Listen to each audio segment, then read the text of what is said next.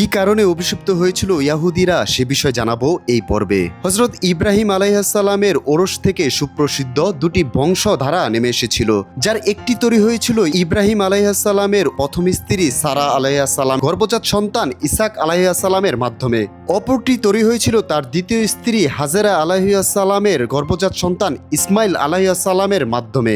ইব্রাহিম আলাইহিসসালাম সারা আলাইহিসসালামকে রেখে আসেন জেরুজালেমে এবং হাজেরা আলাইহিসসালামকে রেখে আসেন মক্কায়। এর ফলে জেরুজালেমে সারা আলাইহিসসালামের গর্ভ থেকে একটি বংশ তৈরি হয় এবং মক্কায় হাজেরা আলাইহিসসালামের গর্ভ থেকে আরেকটি অর্থাৎ ইসমাইল আলাইহিসসালামের বংশ তৈরি হয়। ইসমাইল আলাইহিসসালামের বংশের সর্বশেষ নবী হযরত মুহাম্মদ সাল্লাল্লাহু আলাইহি মূলত এই বংশে খুব বেশি নবী আসেনি। সারা আলাইহিসসালামের গর্ভ থেকে যে বংশ তৈরি হয়েছে সে বংশ থেকে সর্বাধিক নবী এসেছিলেন। ইসাক আলাইহিসসালামের সন্তানের নাম হলো হযরত ইয়াকুব ওরফে হযরত ইসরাইল আলাইহিসসালাম। মূলত হযরত ইসরাইল আলাইহিসসালামের বংশধরকেই বনি ইসরাইল বলা হয়। এই বংশকে নিয়ে কোরআনে একটি বিশেষ সূরাও রয়েছে। পরবর্তীতে ইসাক আলাইহিসসালামের বংশ থেকেই অসংখ্য নবী এসেছিলেন দুনিয়ার জমিনে। তাদের সকলকে আল্লাহ একটি আদেশ দিয়েছিলেন, যা কিনা সূরা বনি ইসরাইলের মাঝে উল্লেখ রয়েছে। আল্লাহ বলেন, তোমরা যদি অঙ্গীকার পূরণ করো তাহলে আমি অঙ্গীকার পূরণ করব। তোমরা যদি আমার প্রতি বিশ্বস্ত থাকো তবে আমি তোমাদের সম্মানিত করব। পক্ষান্তরে তোমরা যদি আমার আদেশ অমান্য করো আমি তাহলে তোমাদের বাইতুল মুকাদ্দাস অর্থাৎ জেরুজালেম থেকে বহিষ্কার করব। আল্লাহর এই আদেশটি বনি ইসরাইল প্রতিবারই ভঙ্গ করে। তারই ফলস্বরূপ আল্লাহ তাদেরকে বাইতুল মুকাদ্দাস অর্থাৎ জেরুজালেম থেকে বের করে দিয়ে অন্যান্য সম্প্রদায়কে তাদের স্থলাভিষিক্ত করেন।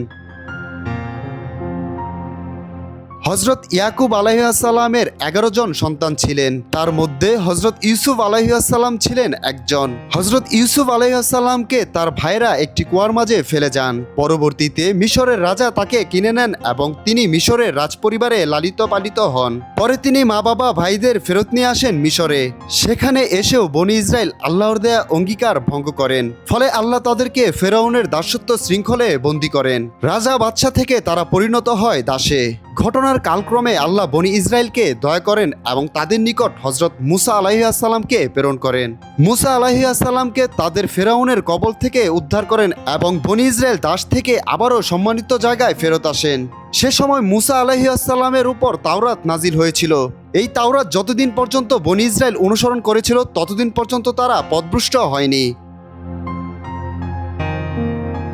মুসা আলাইহিসসালামের ইন্তেকালের পর বনি ইসরাইল আর তাওরাতকে অনুসরণ করেনি। মুসা আলাইহিসসালামের পর ঈসা ইবনে নুন আলাইহিসসালামকে আল্লাহ প্রেরণ করেন। আল্লাহর হুকুমে তালুতকে বানানো হয় বনি ইসরাইলের রাজা এবং হযরত দাউদ আলাইহিসসালাম ছিলেন তালুত যুদ্ধের সাহসী যোদ্ধা। 40 বছর পর নবুয়ত প্রাপ্ত হন হযরত দাউদ আলাইহিসসালাম। এর ফলশ্রুতিতে জেরুজালেম ইসলামী রাজ্য কায়েম হয়। এরপর সমগ্র বিশ্ব শাসন করেন তিনি। তার মৃত্যুর পর তার সন্তান হযরত সুলাইমান আলাইহিসসালামের উপর ন্যস্ত হলো বিশ্বের শাসনভার। পরবর্তীতে সুলাইমান আলাইহিসসালামের পর বনি ইসরাইল আবারও বিপদগামী হয়। তারা আবারও তাদের প্রতিজ্ঞা ভঙ্গ করে শিরক, কুফরি ও নানা পাপাচারে লিপ্ত হয়। আল্লাহ আবারও তাদেরকে জেরুজালেম থেকে বের করে দেন। এরপর থেকে 2000 বছর পর্যন্ত জেরুজালেম যেতে পারেনি বনি ইসরাইল। এরপর ঈসা আলাইহিসসালামকে আল্লাহ প্রেরণ করেন এবং বনি ইসরাইল তাকে অস্বীকার করেন। অতঃপর ঈসা আলাইহিসসালামকে ক্রুশে চড়ায় তারা। আল্লাহ সেখান থেকে কুদরতি শক্তিতে তার কাছে নিয়ে যায়। কিন্তু বনি ইসরাইল মনে করেন তারা মাসিয়াকে ক্রুশবিদ্ধ করে হত্যা করেছে। এই ঘটনার বিষয়ে আল্লাহ পবিত্র কোরআনেও উল্লেখ করেছেন।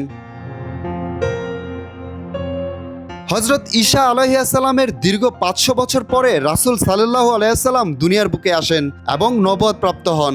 তারপর আবারও এই ইয়াহুদিরা তাকেও অস্বীকার করেন। এভাবেই তারা প্রতিটি যুগে অপদস্থ অপমানিত হয়েছে তাদের কৃতকর্মের জন্য, আজও হচ্ছে। Monir Hussain, Bangladesh times, news desk.